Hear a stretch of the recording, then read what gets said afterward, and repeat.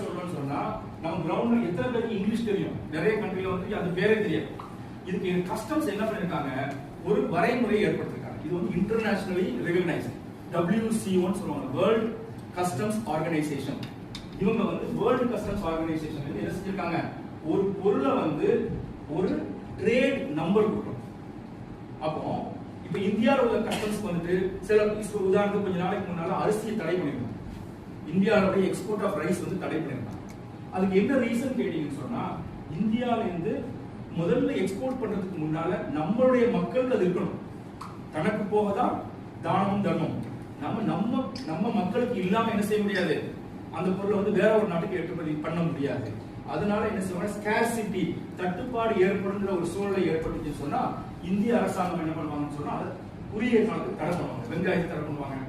இத மாதிரி மக்களுக்கு தேவையான விஷயங்களை வந்து தடை பண்ணுவாங்க. இந்த மாதிரி சூழ்நிலைகள்ல